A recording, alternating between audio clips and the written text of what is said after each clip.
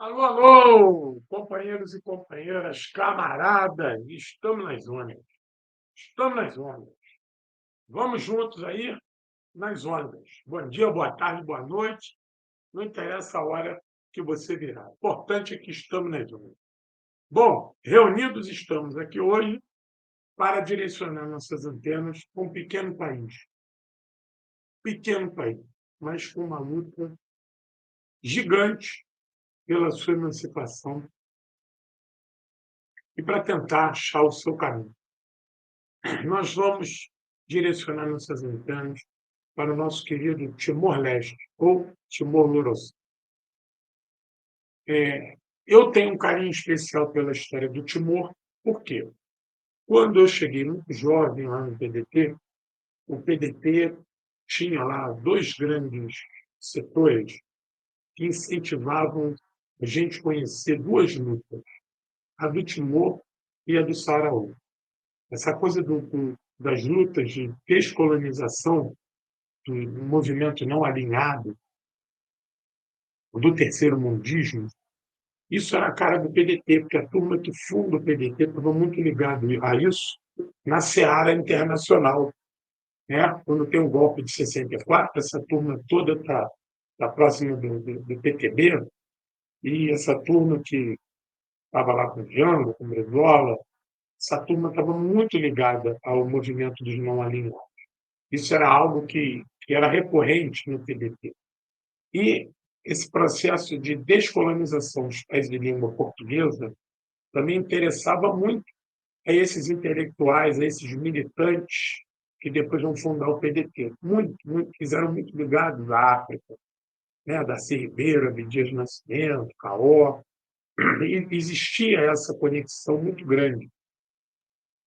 E, óbvio, entendam o que eu vou falar. O revisionismo ele chegou muito forte aqui no Brasil. E existia também uma coisa de querer construir algo a despeito do socialismo soviético, que era visto como uma coisa errada, muito dura, e existia, em algumas dessas figuras, uma visão, hoje, né, a gente vê idealizada, por querer se achar um socialismo que fosse diferente do soviético, no qual eles acreditavam que se tornou, digamos assim, um tanto violento, um tanto perseguidor, um tanto policialesco, coisa do revisionismo e da Guerra Fria. Então, falando aí de anos 50 e 60, e muitos desses intelectuais brasileiros acreditavam poder construir algo novo. Não era o novo, a busca pelo novo. E óbvio que essa União Soviética dos anos 50 e 60 é revisionista, mas ela era muito melhor do que tudo que existia no mundo naquele momento. E essa busca por querer construir outras alternativas com o socialismo à frente direciona esses intelectuais brasileiros, que não são ligados ao Partido Comunista, a observar outros movimentos de luta no mundo a partir do marxismo-leninismo. Né? E aí se falava do modelo, fora do modelo soviético. Tal. Hoje a gente vê que isso era tudo um equívoco e que essa gente estava completamente equivocada, por mais brilhantes que eles fossem, mas eles estavam completamente equivocados, por mais que a gente tivesse que criticar a União Soviética, não é porque ela era autoritária, pelo contrário, porque ela estava abandonando os seus princípios. Era isso que as pessoas não conseguiam ver. Como é que a questão da Guerra Fria foi poderosa aqui na América Latina. Né? E no outro dia, até brincando, eu ouvi uma frase do professor Francisco Carlos, equívocos, né, que grandes intelectuais e pensadores às vezes cometem, e ele falou assim, para você ver que até os inteligentes erram. Brincadeira, né? Até os inteligentes erram. Ou seja, essa turma maravilhosa, né? Acreditava nessa coisa de que a União Soviética estava no caminho errado e era austera. Não era austera porra nenhuma, mas eu estava... Ih, rapaz, esqueci o microfone. Ela já estava era, vacilando. ela já estava, como dizia o Brizola, costeando o alambrado, entendeu? Então, eh, essa conectividade com os não alinhados é uma herança dessa turma do PTB e que vai ser interrompido com golpe, mas olha que curioso, todos esses grandes intelectuais, eles vão andar pelo mundo cumprindo o exílio, e eles vão ter, na América Latina, o grande esteio deles, né, Chile, México, Cuba, mas também a conexão com a África, muito, principalmente com a África de língua portuguesa. Nesse contexto, vai entrar em pauta a luta do pequeno Timor-Leste. E eu vou dizer para vocês por que que eu, fiquei ali magnetizado com o Timor-Leste, pelo seguinte, no PDT circulava, na época, alguns documentos feitos de xerox, batia a máquina, xerox, que eu não sei quem foi que distribuiu, contando um pouco da luta da Frente Livre, né, que é a Frente de Libertação do Timor-Leste de orientação marxista-leninista, apoiada pela China e pela União Soviética. Coisa curiosa, né? Frente Livre conseguia ser apoiada por China e União Soviética na década de 70, coisa curiosa. E a luta, quando tu chegava na sede regional do PDT aqui no Rio de Janeiro, que tu ia assim na sala da direção, tinha um quadro gigante, gigante da Frente Livre, com a bandeira da Frente Livre. Vou botar a bandeira da Frente Livre aqui para vocês. É, essa bandeira aqui, só que ela estava não na horizontal, no quadro ela estava na vertical. Então, quando eu chego, todo mundo que chegava lá olhava essa bandeira. Ela estava na vertical, né, com a parte preta para cima e um capacete embaixo, um capacete com um fuzil. Aquela imagem, aquilo me magnetiza. Deixa eu ver se eu acho aqui, quer ver?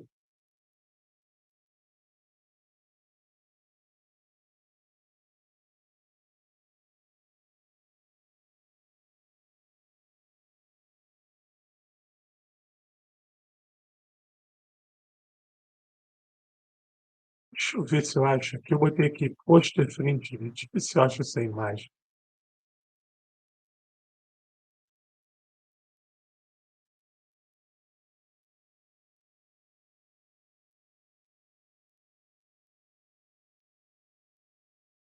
É, devia ter procurado isso melhor, de repente até tem na internet essa imagem,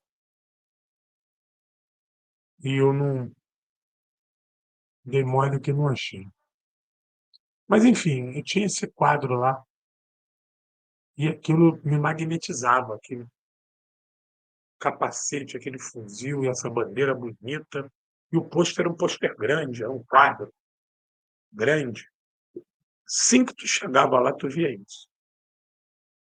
E aí depois eu li esses panfletos rodados à máquina da Frente Livre.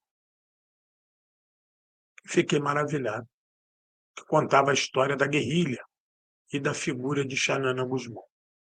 Então eu me conectei à Frente Livre naquele 1991 ali, a luta da Frente Livre para se livrar do colonialismo indonésio. E aí uma vez teve uma palestra na no PDT sobre a Frente Livre, dada inclusive pela professora Beatriz Bicho, na época casada com Neiva Moreira e diretora da Cadena Terceiro Mundo, hoje professora da UFRJ. E aquela palestra foi foda, e eu depois chamei ela no canto, fiquei perguntando sobre a Frente Livre, sobre a guerrilha, não tinha internet. Aí lembro que, sei lá, uns ficou vívido. Mas logo assim que a gente passou a ter acesso na internet, e eu passei muito a pesquisar a Frente Livre, e fiquei, admirado com os métodos da guerrilha da Frente Livre na região de montanha, de mata, comandado pelo Xanana Gusmão, ele depois é preso em 92. Eu vou dar uma olhada aqui na minha cola, depois confirmo. E o método que ele criou de núcleos de base, de núcleos guerrilheiros. Ele nucleou a guerrilha, né? E esses núcleos atuavam em vários pontos ao mesmo tempo para dificultar o exército indonésio. E essa expertise dele, com pouco armamento, os Estados Unidos, junto com a Indonésia e com a Austrália, fizeram um bloqueio. Então era difícil para a União Soviética e China mandar arma, era tudo muito difícil, país muito pobre. E mesmo assim ele consegue criar lá, ele tinha umas operações que ele fazia que atacava o exército indonésio, bomba e prédios governamentais, mas a ideia era roubar arma e munição. Então eles se especializaram nisso. Então eu estudei naquela época, né, tudo que tinha sobre Timor-Leste, tudo que vinha eu gostava pela questão da guerrilha.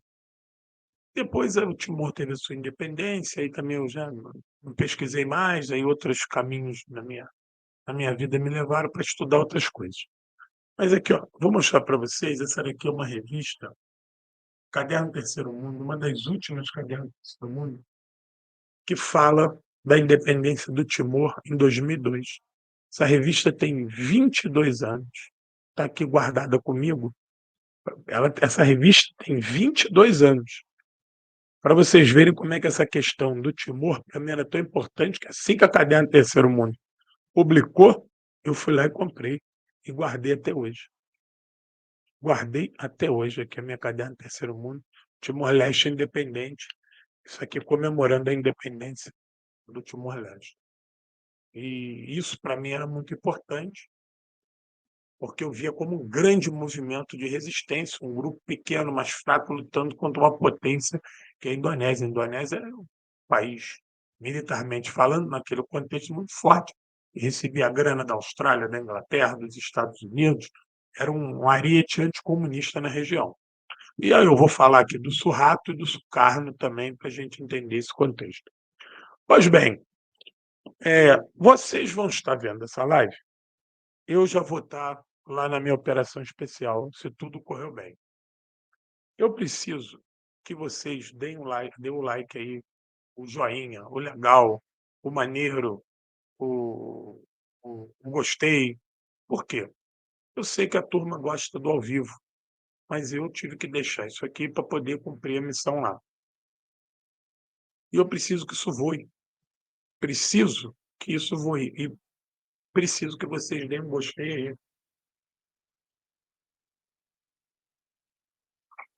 arrebenta no gostei, porque eu preparei esse material hoje, que é uma homenagem minha ao Timor-Leste, a todos os combatentes da Frente Uni, todo o povo timorense que sofreu barbaridade na mão dos indonésios. Inclusive, aquele livro, Operação Jacarta, é parte disso aí. E eu quero contar essa história do Timor de luta para vocês, né? Para que vocês conheçam. E a nossa ligação com o Timor, ela é muito grande, porque o Timor fala português. O Timor foi uma colônia portuguesa. Timor português. Inclusive, o Timor chegou a ser invadido pelos japoneses na Segunda Guerra Mundial. Um trampolim para se tomar a Indonésia e atacar a Austrália. Então, o povo timorense sofreu pão que o diabo amassou na mão de portugueses, japoneses, indonésios e os próprios reacionários locais. Então, esse povo ele tem uma resiliência, uma história de luta fantástica que eu vou falar para vocês aqui. Não preciso do gostei, me ajuda aí no gostei.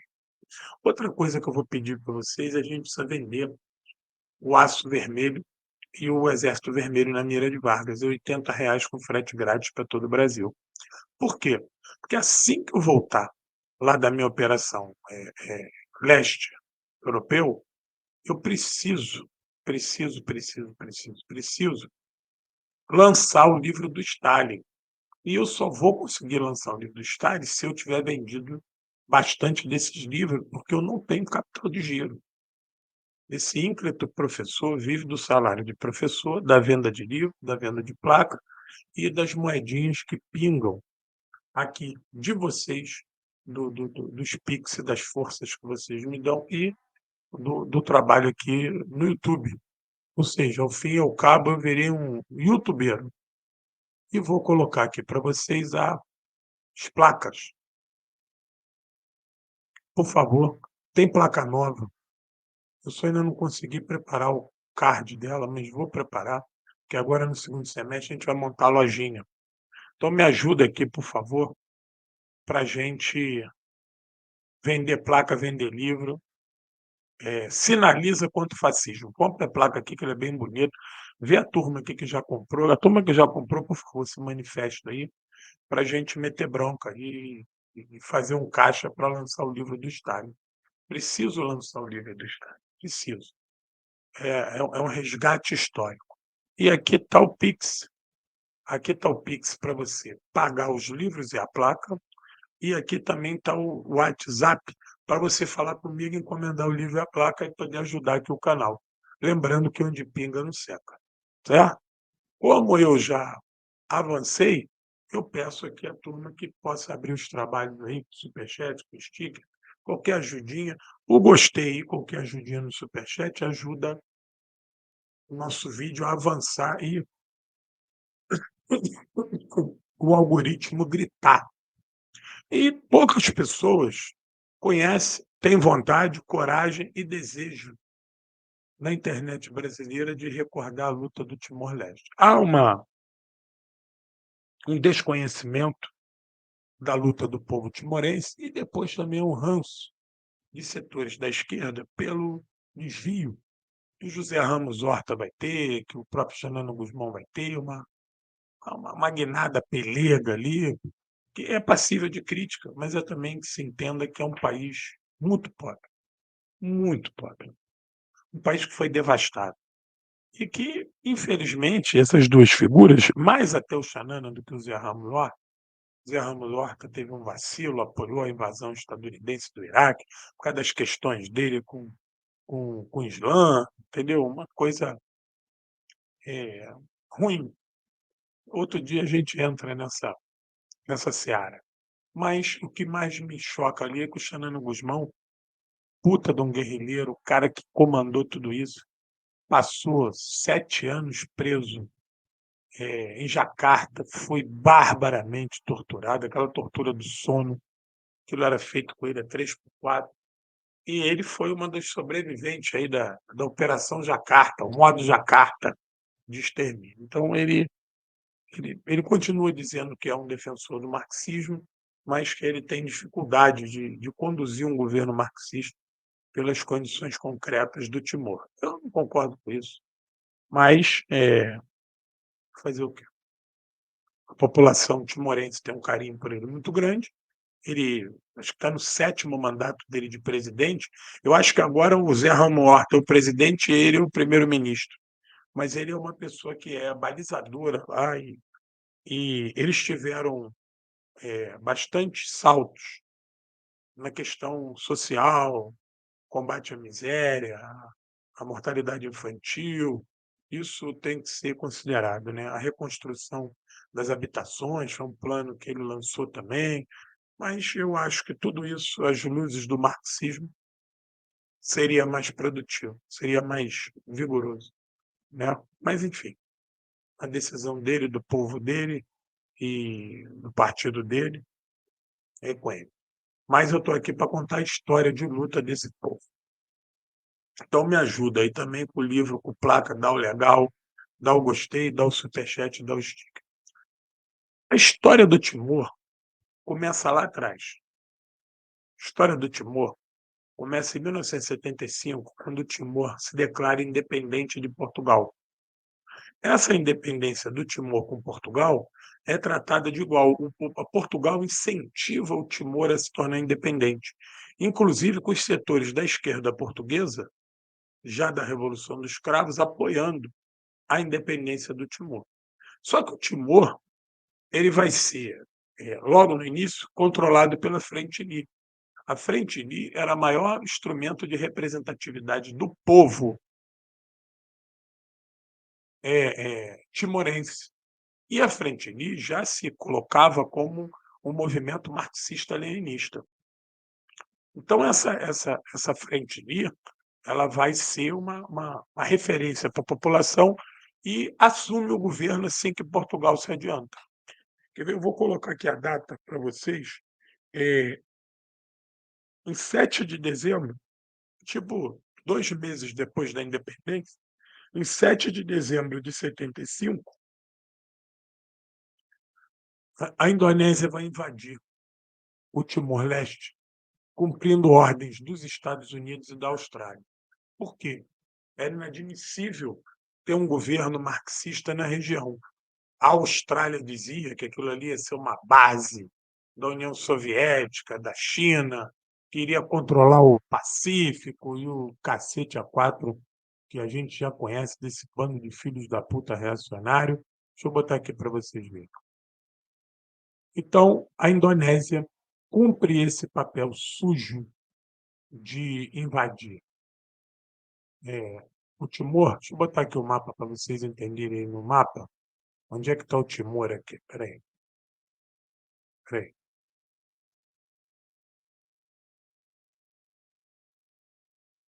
Acho que agora tá. Quer ver? Timor está aqui, ó.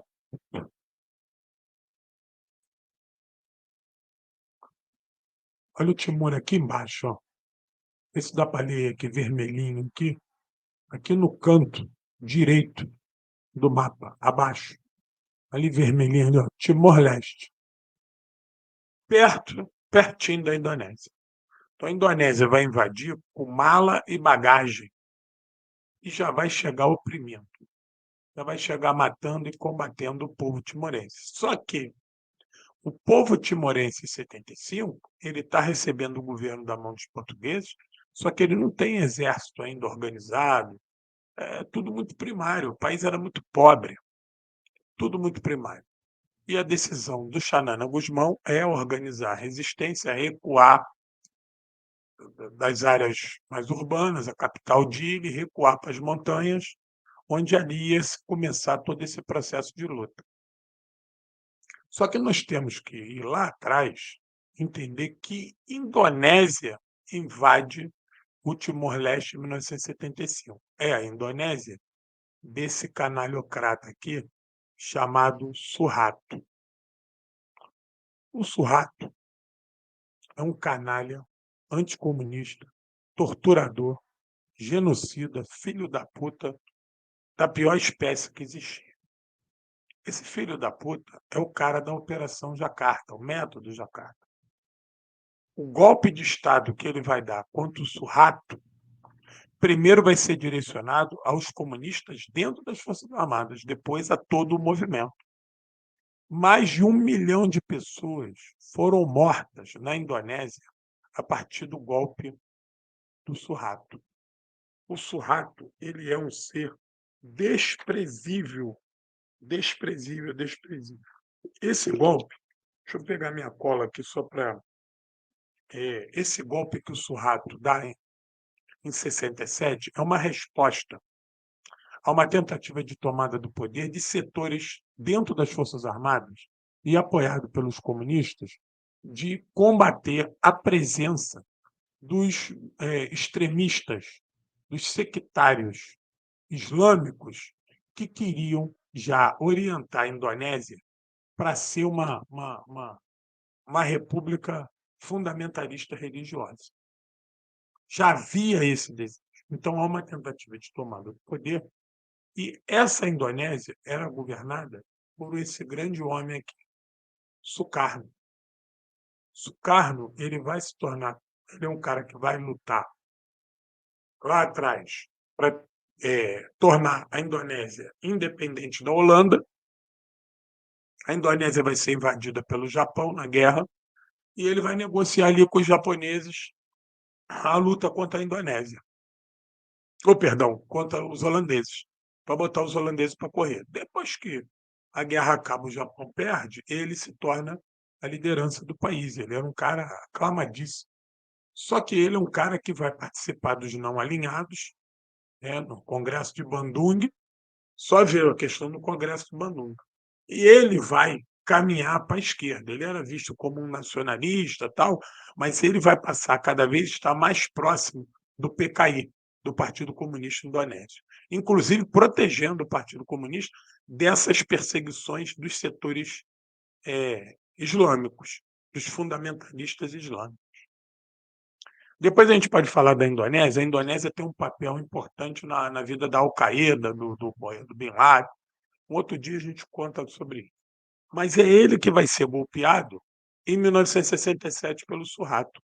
E daí vai começar o método Jacarta, de grande perseguição e morte. Mais de 1 milhão de pessoas foram mortas na Indonésia por esses grupos extremistas reacionários quando efetivaram o golpe contra o Sukarno. E aí vai assumir o canalhocrata do Suharto. Vou botar a foto aqui do Suharto para a gente nunca mais esquecer desse filho da puta. Eu passei a minha juventude toda odiando ele e o Ferdinando Marcos. Eles eram o que tinha de pior lá na região. Ferdinando Marcos nas Filipinas e Suharto na Indonésia. Os cachorrinhos dos Yankees. Era essa gente aí, filho da puta. Ele já tinha dado o golpe lá em 67, em 75 ele vai cumprir a missão que é dada a ele, que é invadir a o Timor-Leste, para que o Timor-Leste não se tornasse independente e muito menos que a Frente Uni pudesse conduzir, o seu processo, né. A Frente Uni não podia ser a governante. Então, eu vou botar aqui para vocês, ó, essa invasão em 75, a Indonésia vai invadir com tudo, com mala e bagagem. E o governo americano vai fornecer tudo, helicóptero, tanque, a porra toda, para que os indonésios massacrassem a Frente Uni. Só que a Frente Uni recua e começa a estabelecer esse processo de guerras e guerrilhas. Muito vigoroso esse movimento da Frente Uni, comandado por esse cara aqui, ó, Xanana Gusmão. Deixa eu botar aqui a foto. Xanana Gusmão já é um homem hoje de acho que 80 ou mais de 80 anos.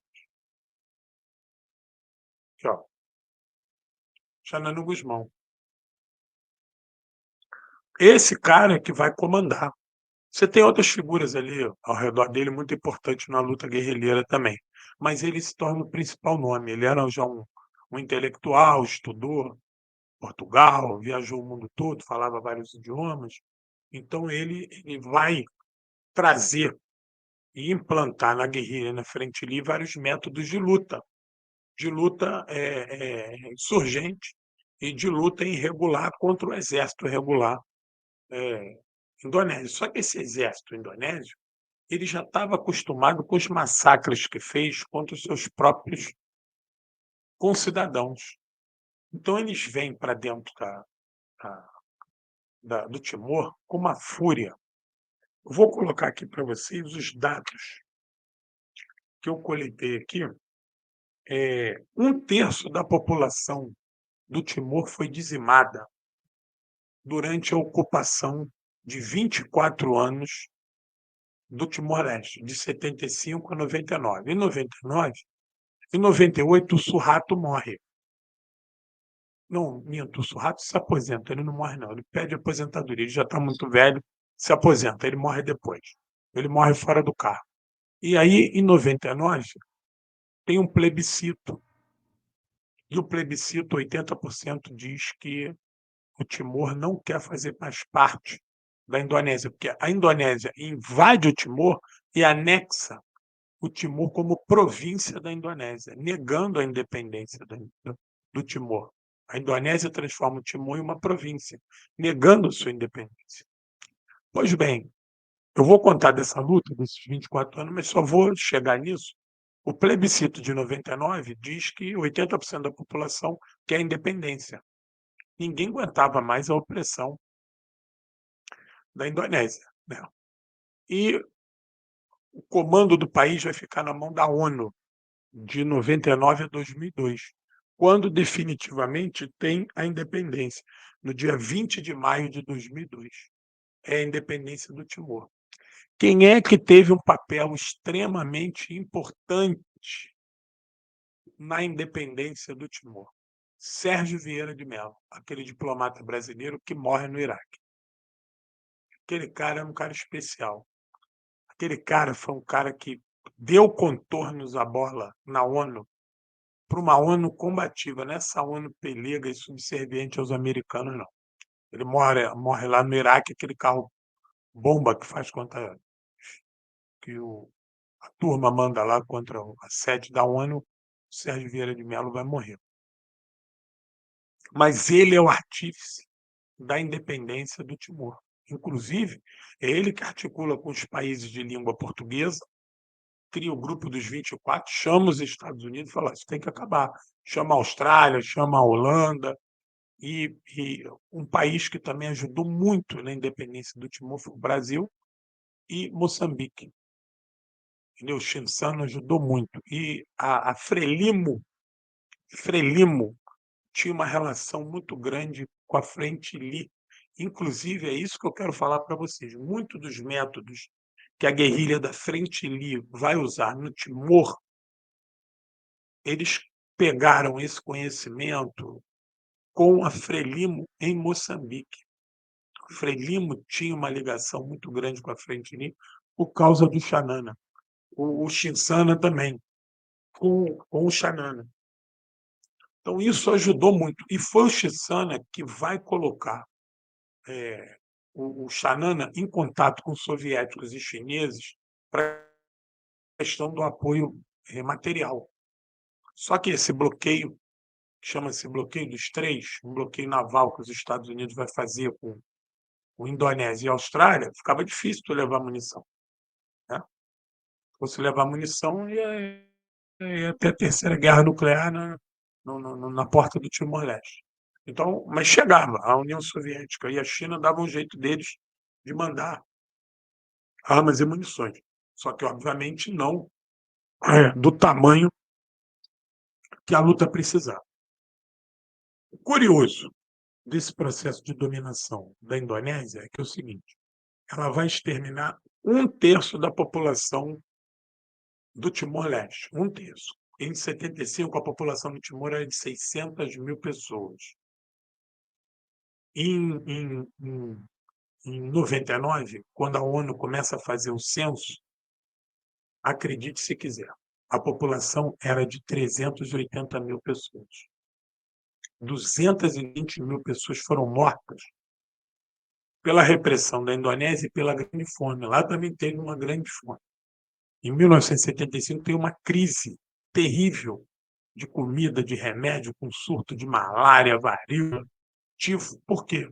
Porque as tropas indonésias levam isso, fazem um bloqueio e não permitem que entre nenhuma ajuda material no Timor. E o Timor era um país que não produzia tudo que comia, porque Portugal importava quase que tudo, entendeu? Então, você teve que construir esse país. E olha que curioso, deixa eu pegar aqui os dados para vocês. É, o Timor ele tem a seguinte marca: o maior genocídio proporcional da história da ONU.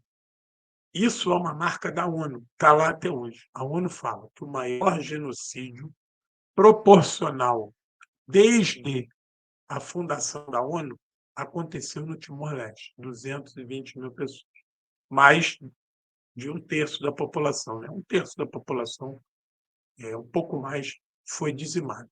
Esse é o maior genocídio proporcional que existe na história da ONU. Isso aconteceu no Timor e foi feito por operativos indonésios. Mas lá você também tinha mercenários australianos, americanos. Por quê? Porque o Timor é rico em petróleo. Só que é água profunda. Então é outra pegada. Mas, obviamente, que os gringos estavam de olho no petróleo. Deixa eu botar aqui o mapa aqui do Timor para vocês entenderem. Existe um outro Timor sem ser o Timor-Leste. É o Timor da outra banda, que ficou sob controle indonésio. Vou botar aqui para vocês.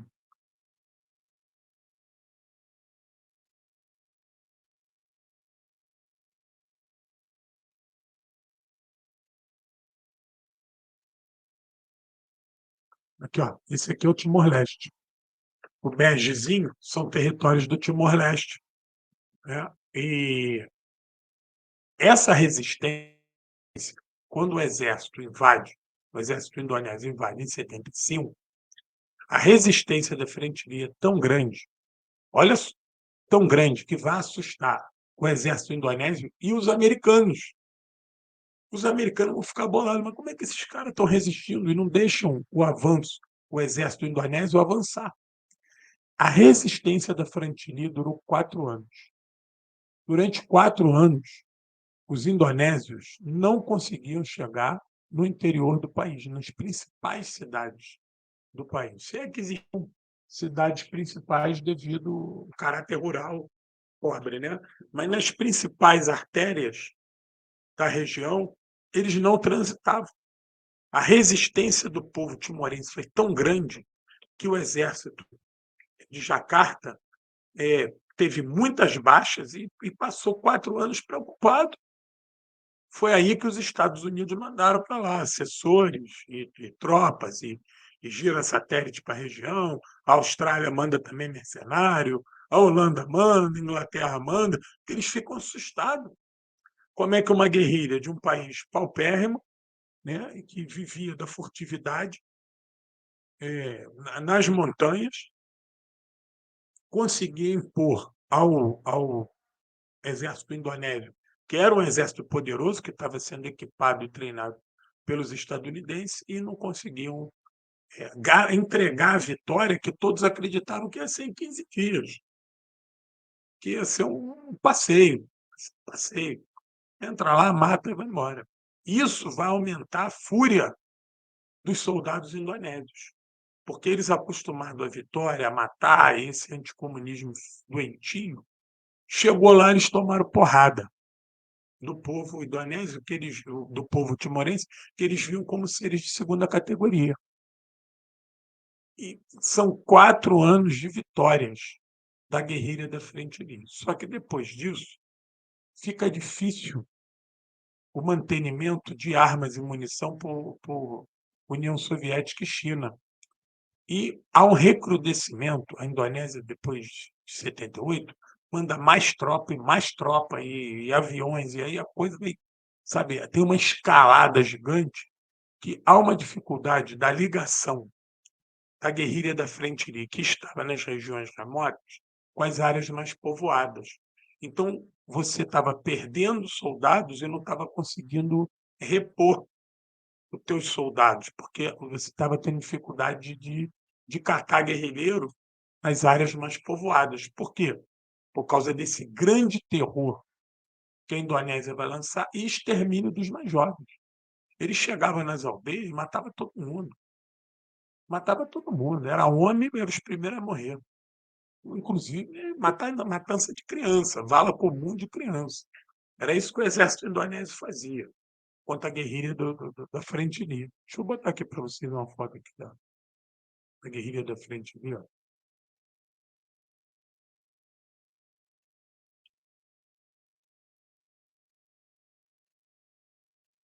Essa turma não era brincadeira, não. Essa guerrilha foi considerada uma das guerrilhas mais fodas no mundo. Entendeu? Por que foi considerado foda? Pela, pela diferença de força, pela desproporcionalidade de força que tinha essa guerrilha diante do invasor e da sua capacidade de resistir e de infligir derrotas gigantescas para o exército indonésio, que tinha tanque, que tinha carro de combate, que tinha avião, que tinha helicóptero, e a guerrilha da frente não tinha porra nenhuma, nem bicicleta. Então essa turma era braba mesmo, entendeu? Essa turma não era de brincadeira, não. Por isso que o Xanana Gusmão vai ganhar muita notoriedade no seu país. Ele vai ser visto assim quase que como um deus, né? Porque lá no Timor, 30% da população é católica. Os outros 70% são os rituais autóctones deles. Eles falam uma língua ligada ao malaio, o malbere e o malaio. Mas hoje não. Desde 75, o idioma oficial é o português. Todo mundo fala português, aquele português de Portugal. mas também se aprende as suas línguas autóctones. Eles também aprendem a língua autóctone dele. Isso foi uma coisa que o Xanana Gusmão não abriu mão, de ter: "Ó, nós vamos ensinar o português, que vai ser a língua corrente, a língua franca, mas nós temos que, nas regiões, onde a língua autóctone está viva, nós vamos manter ela viva", aí, ó. Essa guerrilha disciplinadíssima, uma guerrilha fera, comandada pelo nosso Xanana Gusmão. Então essa guerrilha, a partir de 79, ela vai encontrar dificuldade para trazer novos braços para a luta. Então ela vai perder o ímpeto, ela vai perder a ofensiva. Em 79, o exército indonésio vem com tudo. E aí eles vão refluir, né, e vão ficar praticamente restritos a ações de sabotagem, ações de intimidação, captura de armas. Eu falei aqui para vocês, esse problema das armas, o Xanana Gusmão vai bolar lá para os comandantes militares, que eles chamavam de operações fantasmas, de se infiltrar nas áreas onde tinham tropas eh eh, indonésias, que funcionavam como polícia, estavam ali fazendo papel de polícia, tomar desses caras arma e munição. Se especializaram nisso, tomar arma e munição desses caras e fugir lá para o acampamento. Então, de 79 a 92, a guerrilha vai continuar existindo muito forte, só que não mais na ofensiva. Agora atuando como defensiva e impedindo que o exército indonésio controlasse as partes mais altas. Esses montes e montanhas da região ficam sob o controle da Frente Unida. Só que o problema é que são regiões menos povoadas. Então você não consegue ter avanço social nisso, né? Mas contato à Frente Unida, ela vai ter setores urbanos e vai trabalhar muito com sabotagem. Vão explodir muita coisa dos indonésios, inclusive os indonésios, nos 24 anos de luta, eles destruíram 50% dos prédios públicos, que não eram muitos, mas foram destruídos pelos indonésios. Os indonésios destruíam literalmente os prédios públicos para ferrar com a infraestrutura do país e dizia que isso era uma ação punitiva contra os guerrilheiros.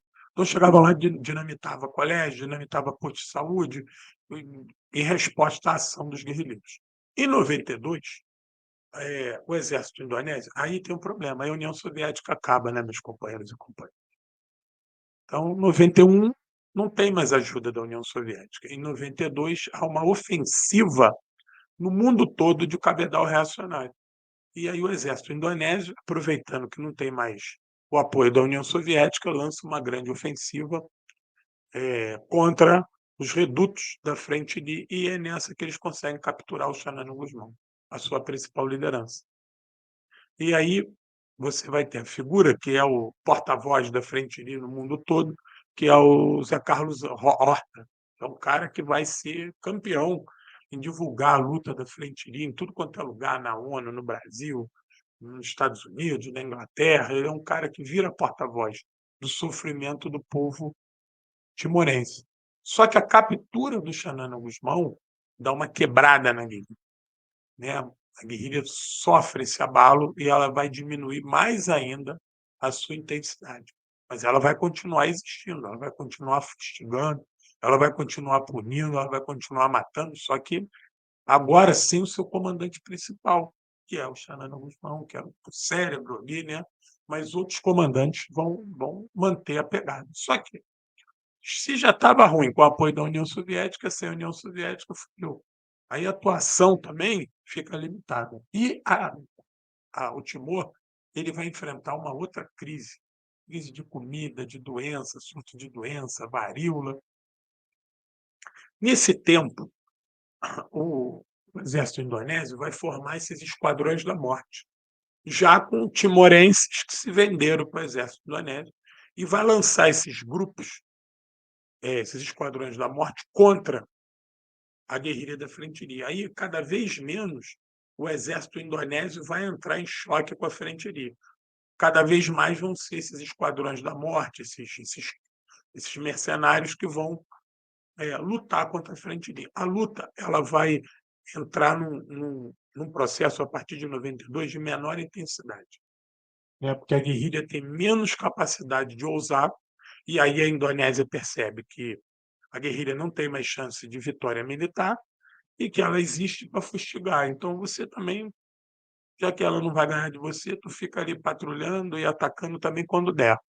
A coisa fica meio que naquele bate-técnico, digamos assim. Só que o país está na mão da Indonésia por completo. E aí você vai ter, a partir da prisão do Xanana Gusmão, uma ação muito grande da diplomacia, principalmente a diplomacia brasileira, acredite se quiser. Mesmo sob a ditadura, o Itamaraty brasileiro tem essa questão de países da língua portuguesa. Veja que o Brasil é o primeiro país a reconhecer a independência de Angola. A ditadura brasileira é o primeiro país a reconhecer a independência de Angola, por uma questão atlântica, geoestratégica. Então, o Itamaraty vai ser parceiro. Desde 75, o Itamaraty é parceiro na independência do Timor. Claro que ninguém. O Brasil queria que o Timor se tornasse independente, mas não queria a Frente Livre, é óbvio. Mas existiam outros setores do Timor que não eram comunistas que lutavam pela independência também. E era nessa que estava o Brasil, estava os Estados Unidos, a ditadura. Quando a ditadura aqui no Brasil acaba, que você tem o período da redemocratização, o Itamaraty continua apoiando a independência do Timor, continua apoiando. Só que agora a Frente Livre era a principal e a maior representante, e agora tu não tinha como escolher outra. Era a Frente Livre, era a Frente Livre. Então, os filha da puta dos Sarney, dos Collor e dos FHC, por mais que fizessem ali corpo mole, mas hipotecavam solidariedade à Frente Livre, que ela era a única, entendeu? As outras ficaram moídas, desapareceram, porque não tiveram ímpeto revolucionário, não lutaram de arma na mão, acharam que poderiam continuar negociando com a Indonésia uma saída negociada, coisa que isso não acontece. Vai acontecer porque, a partir de 98, há um desgaste, há uma crise econômica terrível na Indonésia, o mundo tem outra pegada, né? A União Soviética já não existe há muito tempo, e agora a coisa não é mais a guerra aos comunistas, agora é a guerra ao terror. A questão agora é o combate às drogas, é o combate ao terrorismo, são outras pautas que os estadunidenses vão abraçar. Então ficava caro também para os Estados Unidos ficar sustentando a ditadura do Suharto, que era uma ditadura extremamente corrupta, extremamente perdulária. Já que a União Soviética não existe e a China estava encapsulada em si, o Timor-Leste deixou de ser geograficamente uma ameaça. Então, se os comunistas timorenses tomassem o Timor, isso representava pouco para a Austrália, representava pouco até para a própria Indonésia e muito pouco para os Estados Unidos, porque eles já não tinham mais a articulação com a União Soviética. Então, eles seriam uma pequena ilha comunista pobre, eles falaram: "Isso é outra Cuba, foda-se". Então, isso também já não interessa. Então, há uma mudança de rumo na sociedade, indonésia por causa do advento agora do quê? A questão do Afeganistão. A questão do Afeganistão está batendo na chapa, Al-Qaeda, Bin Laden, agora é outra pegada. A União Soviética não existe mais. Então, os Estados Unidos vai mudar a sua operação na Ásia e no Pacífico. O antigo Plano Colombo vai ser praticamente descontinuado. Plano Colombo, não o Plano Colômbia, não, Plano Colombo. Tem uma live minha aqui contando a história do Plano Colombo. Vai ser descontinuado e essa ameaça comunista, né, que pairava todo mundo, isso vai dar uma marcha ré. Então, os Estados Unidos vai deixar de apoiar o Suharto está muito velho, vai ter uma mudança de governo na Indonésia, e aí também fica caro você ficar mantendo aquelas tropas no Timor-Leste onde a população não queria. Daí se faz o plebiscito com a ajuda da ONU, do Sérgio Vieira de Mello, 80% da população vai falar: ó, não queremos ser indonésios, queremos ser timorenses. e vai se referendar o nome de Xanana Gusmão. Xanana Gusmão, como eu falei, barbaramente torturado durante os 7 anos que ficou preso em Jacarta. Uma das torturas que ele conta que mais abalou ele e que era difícil manter a sanidade, porque ele passou 7 anos proibido, quase todos os anos, de ler alguma coisa, de saber alguma coisa, era a tortura do sono, no qual ele perdia completamente a noção do dia, da noite, onde ele estava, e ele não era deixado dormir, então ele ficava em choque, o corpo dele entrava em choque. Tinha vezes que ele estava acordado, mas não conseguia mexer os músculos do corpo, o corpo estava colapsando, né. E ele contando isso é uma coisa aterradora. Depois vocês põem no YouTube que tem várias entrevistas do Xanana Gusmão. Então, no dia 20 de maio de 2002, o nosso querido Xanana Gusmão vai se tornar líder da independência do Timor. E nesse período de 99 a 2002, vai ser um período também de terror. Por quê? Porque esses grupos ligados à Indonésia vão querer tomar o poder. Então você vai ter muita luta, extermínio, ação punitiva, terrorismo. Você vai ter fundamentalistas religiosos questionando a Frente Livre, vai ter racha na Frente Livre, vai ter racha entre o movimento guerrilheiro e o movimento da Frente Livre que fez o trabalho político nas áreas mais urbanas. Então você vai ter ali alguns desacertos, alguns descompassos, mas o Xanana Gusmão sai da cadeia e Jacarta se retira e em 2002 ele assume como presidente. Acho que até a foto aqui, ó. Aqui, ó. A foto que ele assume, é o dia que ele assume que o Xanana aqui. Deixa eu ver se tem uma outra foto aqui. Até o Papa participou desse processo. Para vocês terem ideia, no dia que o Timor foi independente, tinham 80 chefes de Estado, até o Bill Clinton estava lá. O homem lá da ONU na época era o Kofi Annan, o Kofi Annan ainda. O Kofi Annan estava lá. Eu não sei, eu tenho quase certeza que o FHC não foi, era o governo FHC. Né? Eu não sei qual era o brasileiro que estava lá. Esse aqui é deixa eu botar aqui para você, aqui, ó, o Bill Clinton lá. Bill Clinton estava lá. Então há uma grande festa, a população em júbilo. Aqui, ó, o Xanana aqui, ó. Isso aqui é o dia da posse, foto do Xanana no dia da posse. O Timor finalmente. Então, essa é uma luta gigante do Timor, mas isso deixou um passivo. O Timor-Leste, que o Xanana Gusmão recebe em 2002, é um país que é o sexto mais pobre do planeta e o mais pobre da Ásia. É um país que não tem praticamente nenhuma estrutura viária, aeroportuária e marítima, portuária,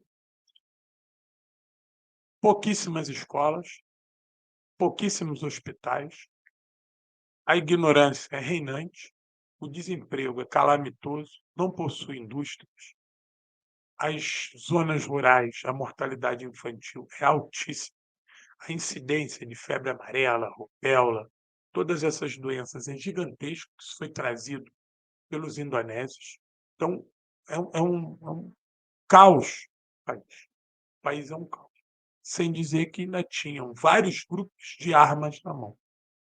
Num processo assim, muito semelhante ao que está acontecendo no Haiti. Por quê? Porque essas tropas indonésias se retiram, mas elas passam boa parte das armas para esses grupos criminosos ligados ao tráfico de ópio, de haxixe, ligados a esses setores reacionários e mais, ligados a setores que já se diziam próximos da Al-Qaeda e fundamentalismo religioso. Né? Então, isso é uma granada sem pino que o Xanana Gusmão recebe. Por quê? Porque o Timor, para ser um país viável, ele tinha que ter apoio internacional, apoio da ONU, apoio de vários países, para poder erguer as suas estruturas, porque se fosse contar com os recursos que Timor ia gerar, ia demorar muito, né. Quem tem fome tem pressa, já dizia o Betinho. E o Timor era um país paupérrimo, um país, com toda a sua estrutura, já não tinha nenhuma infraestrutura e a pouco que tinha foi destruído pela Indonésia durante esse tempo. Eu tenho aqui um ah, 3/4 da população estão desalojadas, ou seja, elas foram tiradas das suas áreas por conta do ataque do exército indonésio ao longo desses 24 anos. Então, por que elas foram desalojadas? 3/4, ou seja, 3/4 do país foram tirados do seu local original, muito semelhante ao que Israel está fazendo em Gaza. Por quê? Porque essas populações eram base de apoio da Frente Unida, da guerrilha. E essas pessoas, elas tinham uma cultura de subsistência, né, mas era uma cultura que não permitia ter fome, que alimentava a comunidade e alimentava os guerrilheiros.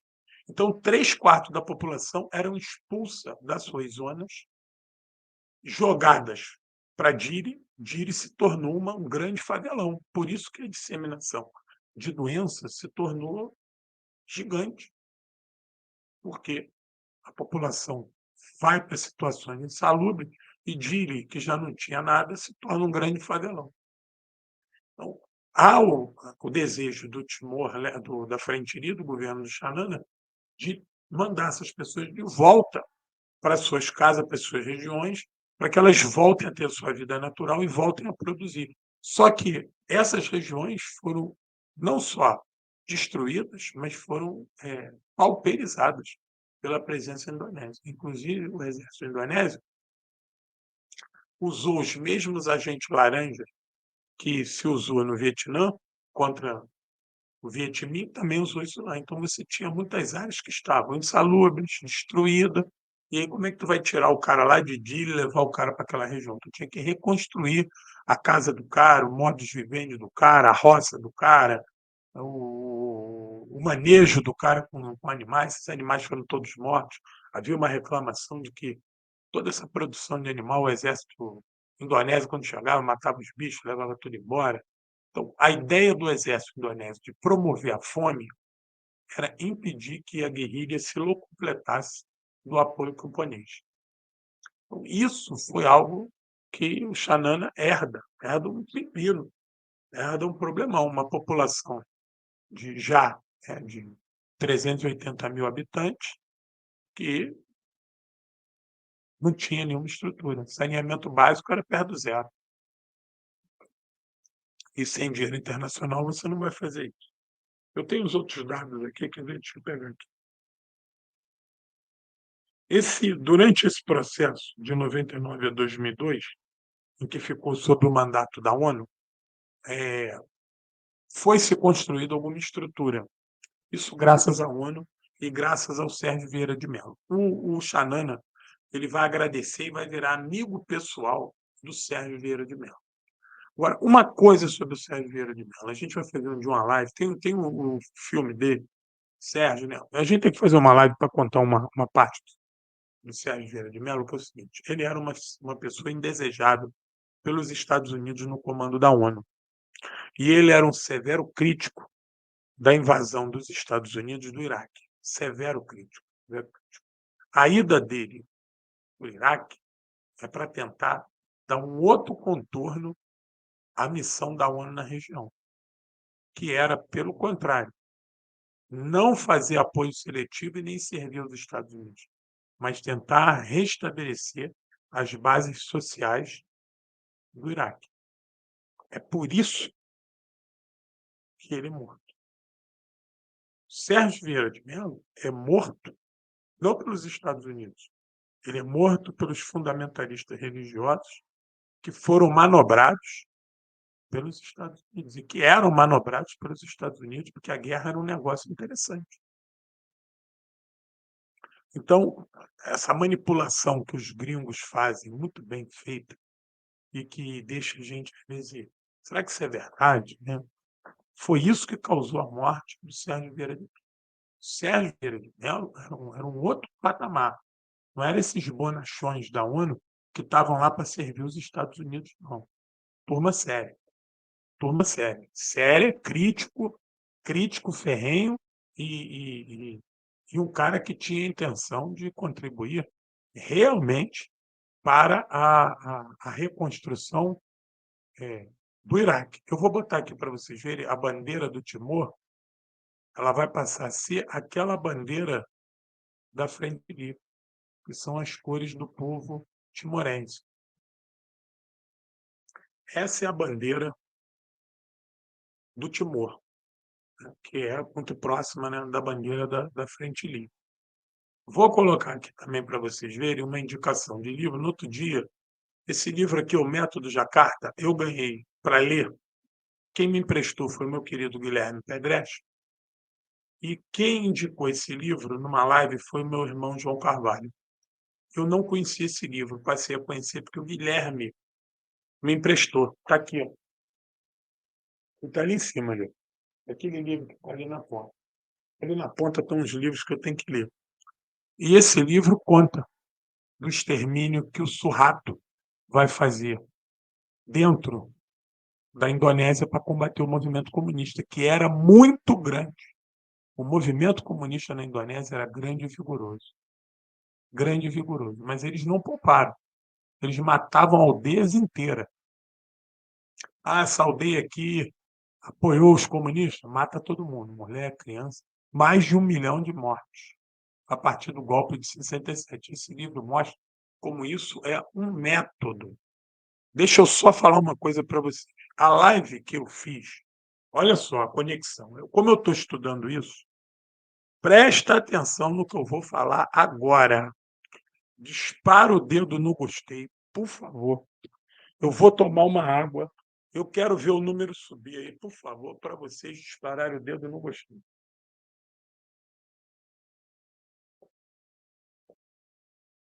Disparou o dedo no gostei? Dispara aí para mim, por favor.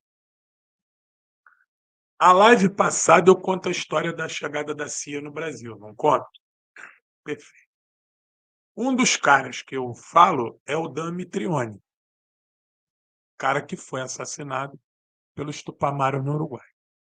Pois bem, o senhor Dan Mitrione, ele vem para o Brasil com outros 2 grandes nomes da CIA, que foram responsáveis pela criação do método Jacarta. O senhor Dan Mitrione participou do método Jacarta, entendeu?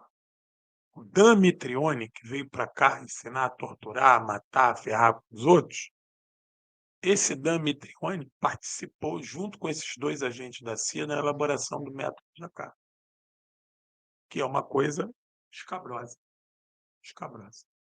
Para vocês verem como é que a conexão do terror tinha o Brasil e o Cone Sul como epicentro. Tinha o Cone Sul como epicentro. A Operação Condor não é brincadeira, não. O Cone Sul é a joia da coroa. Os Estados Unidos ele pode perder até o Alasca, mas ele jamais vai querer perder o Cone Sul de bobeira. Aqui ele vai jogar todas as suas fichas. O Brasil é a joia da coroa. Entendeu? Esse ditado português, que o português falava que a Índia era a joia da coroa, os Estados Unidos internamente falava isso. O Brasil é a joia da coroa. Era o que o governo estadunidense falava durante a Segunda Guerra Mundial, na dúvida se o Brasil ia ficar com os aliados ou com os nazistas. O Brasil é a joia da coroa. E, obviamente, o Cone Sul também. Então, o Dan Mitrione é um homem do método Jacarta.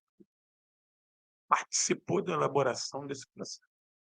Para vocês verem o tipo de gente que foi trazida para o Brasil, para o Uruguai, para o Chile, para a Argentina, para o Paraguai. Gente da pior espécie. Gente que mata criança rindo. Criança mata rindo. Entendeu? Deixa eu botar aqui. Tem um outro livro aqui. Esse livro aqui é um livro bem antigo. Eu tenho ele aqui. Bem antigo. Ele é pequenininho, está em algum lugar. Mas eu achei ele aqui na internet, então vou botar aqui para vocês verem. Ó. Eu comprei esse livro há muito tempo na estante virtual, mas há muito tempo, ó. Timor-Leste, uma luta heróica. Eu não sei se ainda tem, mas quem quiser compra, porque é bem legal recordar a luta do Timor. É bem legal mesmo. Indico esse livro pra caramba quando como eu indico lá o Método Jacquard. Deixa eu botar um outro negócio para vocês verem aqui. Esse aqui, ó.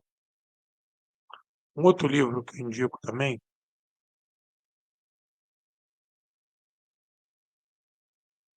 esse livro aqui foi escrito por um português especializado no Timor. E ele fala das dificuldades do Timor de ser independente. As forças que competem contra o Timor. É um livro muito bom mesmo. Eu tenho ele aí, muito bom. Para vocês verem como é que eu acabei me envolvendo com essa questão do Timor, de sempre ler, né? Pesquisar. E por que, que eu estou fazendo essa live hoje do Timor? Porque quando eu estava pesquisando para fazer a live da CIA do Damitrione, eu vi a participação do Damitrione no método Jacarta. Aí eu lembrei do método Jacarta do Timor. Falei, caralho, cara, Timor sofreu esse reflexo. Falei, vou fazer uma live do Timor. Tem que contar para a turma, os companheiros, das companheiras, dos camaradas, a história do Timor-Leste. Que não é brincadeira, é uma história de muita luta, de muita perseverança, e principalmente de luta contra o colonialismo, contra a invasão, contra as invasões, contra o subdesenvolvimento, contra o extermínio, contra a fome e hoje contra o esquecimento, porque toda aquela onda com a independência do Timor se passou. Em 2009, o Timor passou por grande dificuldade. Setores reacionários ligados lá ao fundamentalismo religioso, grupos terroristas atacaram vários pontos do Timor, matando gente, atacaram o Palácio do Governo. Inclusive, teve uma tentativa de golpe em 2009, se não me engano, que um coronel lá do Exército, que insatisfeito com os rumos do Timor, ele tenta matar o Zé Ramos Horta, dá um tiro dentro do Palácio Presidencial, ele prepara um golpe de Estado e dá um tiro no Zé Ramos Horta. Ele ficou ferido, passou por sérias dificuldades, mas conseguiu se recuperar. E esse setor que tenta dar um golpe no Timor é um setor à direita, extremamente à direita, ainda com ligações com os setores mais reacionários da Indonésia. Então você vê que até 2009, né, nós estamos em 24, há 13 anos atrás, o Timor ainda vivia um momento de grande instabilidade. Vê como é que essa independência, né, mesmo promulgada em 2002, 2009, 7 anos, vê que isso ainda não estava consolidado. E você tinha um oficial, um coronel, né, ele era um coronel, tenta dar um golpe de Estado para tirar o presidente democraticamente eleito. Então, uma coisa seríssima no Timor. E a pobreza do Timor e hoje o esquecimento. Por quê? Porque o Timor não está mais na moda, ele já conseguiu sua independência, os poucos interlocutores que o Timor tem é os países, né, o clube dos países de língua portuguesa, mas ele vive em crises também, né, os países africanos numa crise do caralho. O retorno do Lula agora, eu não sei como é que está essa relação. Eu sei que nos outros governos do PT, o governo brasileiro apoiou bastante o Timor, inclusive com envio de ajuda humanitária, e se existia uma perspectiva da Petrobras trabalhar no Timor por conta do petróleo, porque a solução para o Timor é a escavação lá do petróleo. Eles têm muito petróleo. Peraí, deixa eu confirmar aqui. Ó. Petrobras Timor-Leste. Deixa eu ver se concluiu.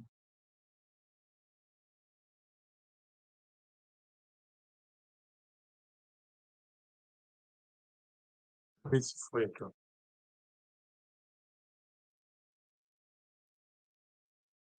Hum,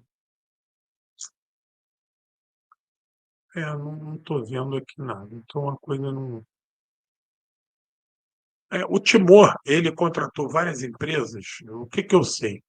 Que ele contratou várias empresas para fazer a prospecção de petróleo na sua área, né, e todos eles deram positivo. Mas lá o petróleo tem que ser estatal, lá é estatal.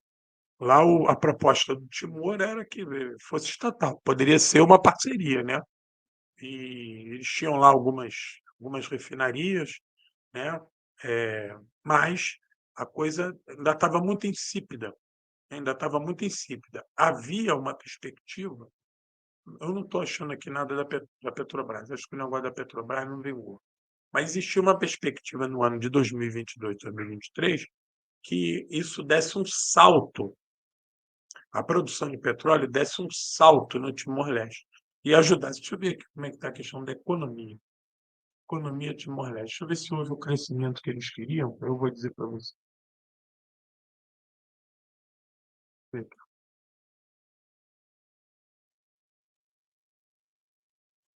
Ó, a economia do Timor-Leste deve crescer 3,5% em 2024, avisa o FMI. Olha aí, positivo isso, por conta desses novos poços de petróleo que o Timor conseguiu. E mais, o Timor investiu em refinaria. Deixa eu ler isso, que eu já falo para vocês. Ó.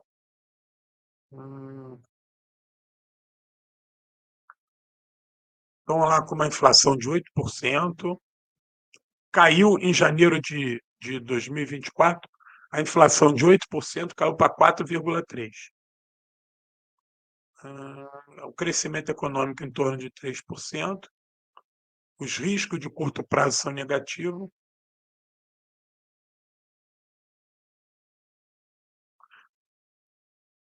O grande campo petrolífero que eles estão apostando lá, o tal do Great Sunrise. Tá vendo? Os números realmente melhoraram. Eu tinha lido que o avanço do petróleo iria, iria beneficiar o Timor, né? Ia ajudar nisso, quer ver? A maioria dos rendimentos econômicos do Timor provém do petróleo, de acordo com a Constituição do Timor, a exploração dos recursos naturais do país, incluindo a petróleo, deve servir para a constituição de reservas financeiras obrigatórias. Em 2005, o governo criou um fundo inspirado nesse fundo, tipo fundo soberano, né, ligado ao petróleo. Os problemas hoje do Timor continuam grave a mortalidade infantil, desnutrição e desemprego, e a insegurança alimentar. Isso que é o problema do Timor. Abaixo do país. O Timor continua com o menor índice de desenvolvimento humano da Ásia. Cerca de 40% da população vive abaixo da linha da pobreza, né, vivendo com menos de $1 por dia, né? A maioria da população está na área rural. Hum,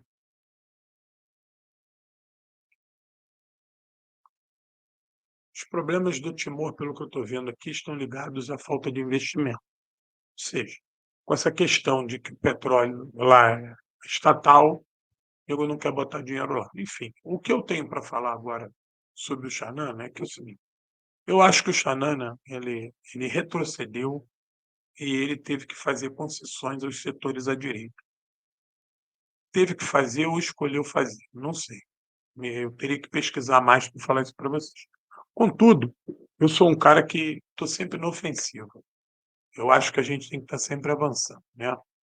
Eh, Quem tem a história na mão e a certeza na frente, não pode ficar vacilando.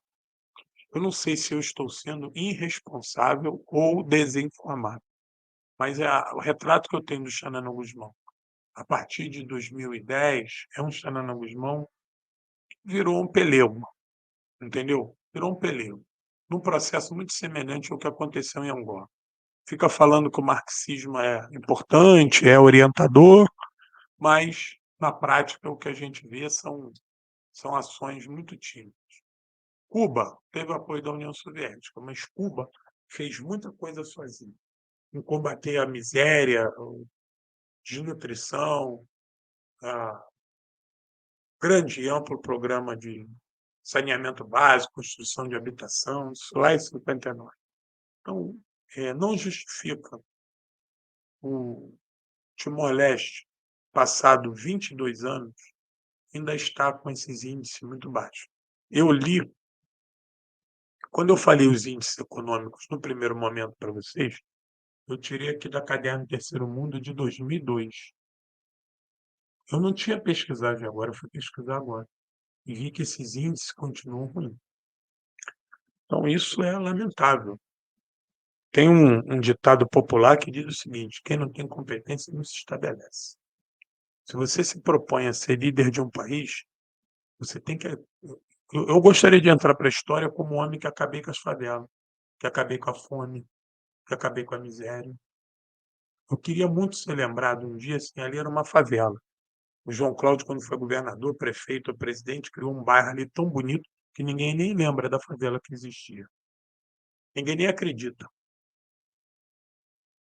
E eu não sei por que que essa turma fica preso em pequenas coisas. Eu entendo que no Timor não deve ser nada fácil. Construir uma parede no Timor não é fácil, mas já teve tempo demais para que a Frente Lia apresentasse números mais razoáveis. Eu fiquei animado aí, porque eu já tinha visto lá atrás, 4, 5 anos atrás, eu já tinha visto que a perspectiva do Timor era crescimento ligado ao petróleo. E foi quando eu vi que a Petrobras estava até numa de dar uma namorada lá com o Timor, mas agora eu vi que não, que é uma empresa que eles têm parceria lá, inclusive com noruegueses. Que os noruegueses também têm expertise nessa coisa de petróleo de profundidade, e mas eles também têm poço de petróleo na terra também, e em área de não profunda também tem. E a perspectiva era de que esse petróleo fosse bem rentável. Pelo que eu estou vendo, está sendo, né? O crescimento, a inflação caiu pela metade, crescimento de 3%, tem que investir no social, cara. Você precisa. Não dá para 20 anos depois o Timor ainda ser o país mais atrasado da Ásia. Pô, não subiu nenhuma posição, entendeu? Essas coisas eu não entendo. Essas coisas eu não admito. Com todo o respeito que eu tenho ao Xanana Guzmão, ao Zé Carlos Horta, ao Zé Ramos Horta, ao Frente Lee, mas quem tem fome tem pressa. Vou lembrar o Betinho de novo. E você, em 20 anos, cara, tem que mostrar algo. Entendeu? Tu tem que mostrar algo, porque senão tu tá o quê? Andando em círculos ali. O marxismo, enquanto ciência do proletariado, ele existe para promover a transformação radical, cara.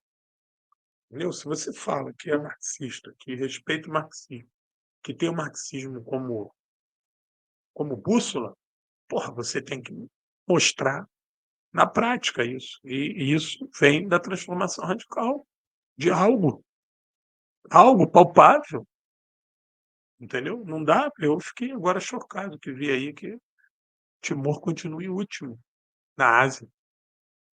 Não dá, tem que avançar, tem que construir casa, tem que construir saneamento básico. Porra, eu não sei, mas aquela região é região de praias paradisíacas. Porra, cria resort nessa porra, bota, traz os gringos para ficar tomando água de coco, pega a grana desses filha da puta, entendeu? Tem que ter alguma saída.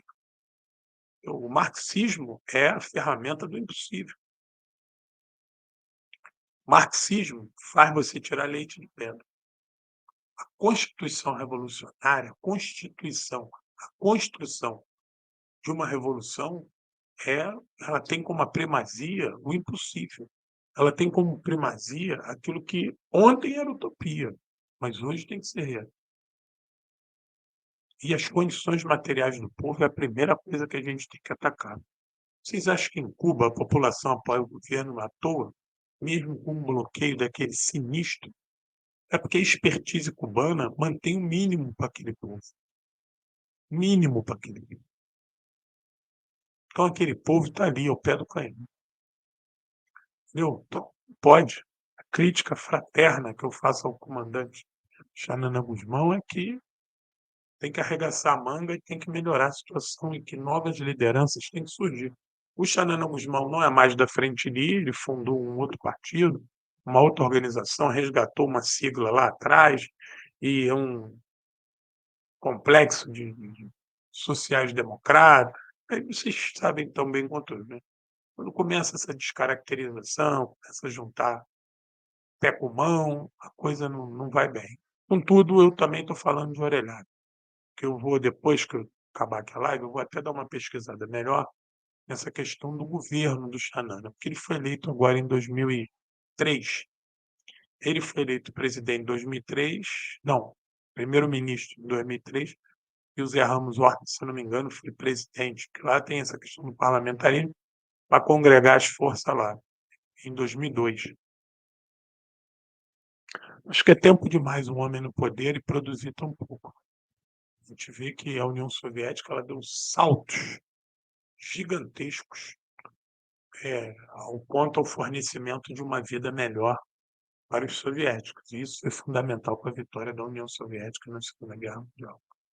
Enfim, contudo, fica aí o meu recordar da luta da Frente Guia, que é fantástica, que é gigante. O heroísmo aqui do Xanana Guzmão. Vale aqui para a turma que chegou agora. Essa revista tem 22 anos, é uma edição especial da Caderno Terceiro Mundo para falar da independência do Timor. Aqui, ó, na Caderno de Terceiro Mundo, de 1986, tinha uma entrevista do Xanana Guzmão, em 86, que foi republicada nessa revista. Em 86, o Xanana Guzmão, o Bembela, a Caderno Terceiro Mundo com Bembela na capa, olha que coisa bacana. Então, o Xanana Guzmão ele deu uma entrevista em 86 para a Caderno Terceiro Mundo, setembro de 86. E a Caderno Terceiro Mundo republicou ela aqui, ó, contando resumidamente a história do Xanana. A entrevista que ele dá. Ó.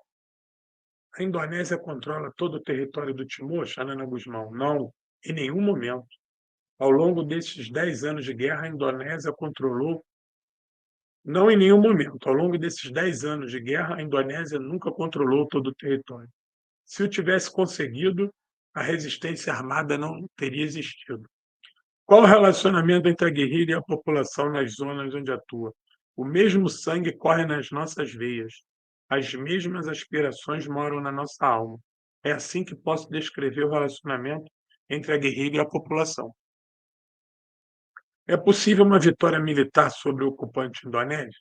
A Frente Lee nunca se iludiu com devaneios otimistas quanto à perspectiva de uma vitória militar, mas podemos afirmar também que constitui tarefa difícil o extermínio dos guerrilheiros. Devemos nos empenhar por uma mudança de atitude em Jacarta. A força da Indonésia está no apoio que muitos países lhe garantem. Os governos ocidentais poderiam influenciar positivamente na solução do nosso problema, se adotassem uma política coerente com os princípios do direito internacional. Mochetar, ministro indonésio das Relações Exteriores. Ainda há pouco, não é só. O Mochetar, ainda há pouco, não só confirmado que o Ocidente já começa a ver o problema do Timor à luz de outra realidade e refletindo o estreito laço econômico com Jacarta.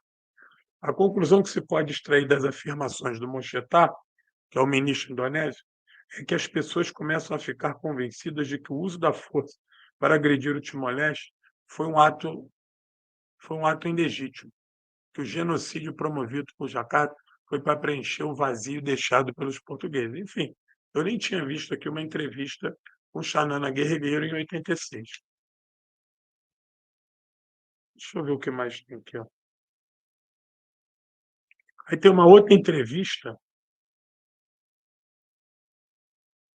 com as lideranças Mari Alcatiri, ministro das Relações Exteriores e hoje primeiro-ministro do Timor-Leste, em 78. Tinha uma outra parte aqui da revista falando agora da guerrilha, que eu nem tinha visto aqui, ó. Falando do treinamento da guerrilha.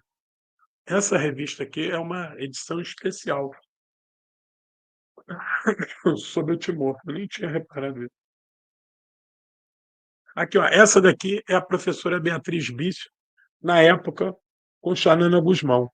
Eu vou trazer a professora Beatriz Bisso aqui no canal. Vou trazer ela. A professora Beatriz Bisso era da Frente Ampla do Uruguai e fundadora do PDT e criadora da revista Caderno Terceiro Mundo. Então, é isso. Muito bacana. Eu nem lembrava que eu tinha uma revista tão importante aqui, histórica, né?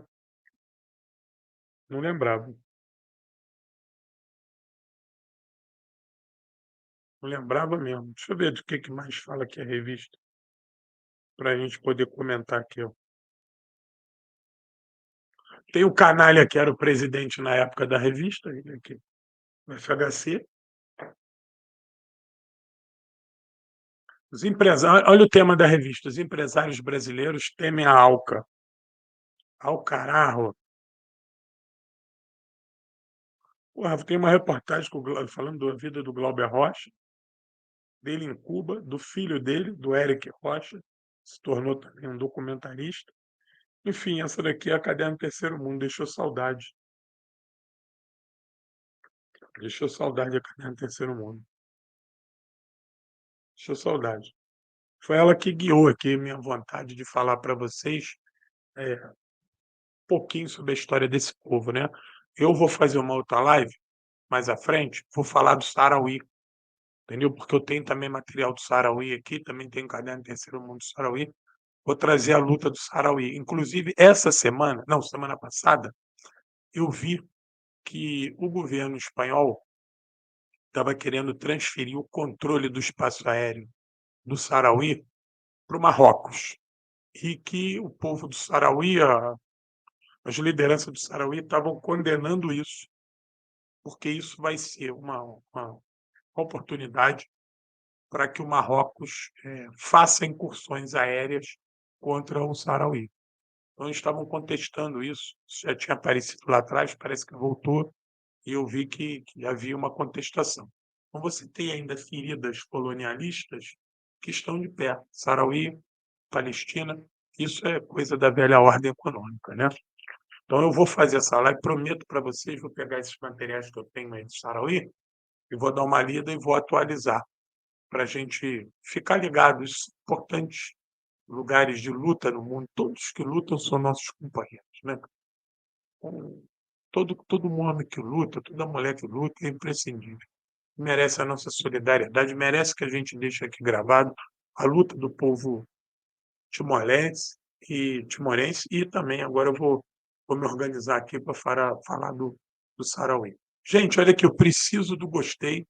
Dispara o gostei aí para mim, por favor. Não fica sem disparar o gostei, que tal o Pix para ajudar o canal. Onde pinga no SEC, tu compra material aqui comigo e fala também comigo pelo WhatsApp. Quem puder, dá aquela força aí no superchat, sticker, centavinho, real, 1.000, 1 milhão, 2 milhões, R$ 100, 1.000, qualquer ajuda. Onde pinga no SEC, ajuda esse ínclito professor aqui a continuar as operações especiais. Quem sabe um dia a gente não consegue ir lá no Timor-Leste e fazer uma reportagem loco e entender como é que está o país, como é que estão as forças revolucionárias, como é que a coisa está andando. Me ajuda com os livros aqui, por favor. São 2 livros excelentes. Quem não comprou, não fica com medo, não se arrepende, não. Pode comprar, que o livro é bom e os R$ 80 com frete grátis para todo o Brasil vai ser muito bem investido, muito bem investido. Bom, companheiros, essa live gravada, eu já falei para vocês, preciso do apoio de vocês para que essa live tenha uma boa reverberação. Porque já o fato de ser gravado, eu sei que vocês não gostam muito, aí vocês assistem menos. Mas me dá uma força aí e mete bronca. Para a turma que é assinante do canal, eu estou botando lá o curso sobre Segunda Guerra Mundial, hein? Assiste lá que está bem bacana lá. Estou botando lá, estou fazendo lá um trabalho que eu sempre sonhei. É um curso de introdução. Ali eu não vou falar da Segunda Guerra Mundial como um todo, que eu vou ser charlatão, vou ser mentiroso. Eu não tenho essa presunção. Mas ali eu estou destacando pontos que, para aquelas pessoas interessadas e curiosas, poderem estudar e conhecerem uma outra Segunda Guerra Mundial, diferente da que está nas bancas de jornal, diferente que aparece na National Geographic, diferente que foi construída pela Guerra Fria e diferente da universidade, entendeu? Eu trago ali reflexões de pontos que passam batido, que não se quer falar, ou quando se fala de maneira superficial, entendeu? Então me ajuda aí, por favor, e vamos embora. Companheiros e companheiras, camarada, me segue lá no Instagram, @Guerra Patriótica, dá uma força lá no Facebook também, compartilha aqui a live, ajuda o canal e vamos avançar, vamos em frente. Muito obrigado a todos aí e todas e hurra!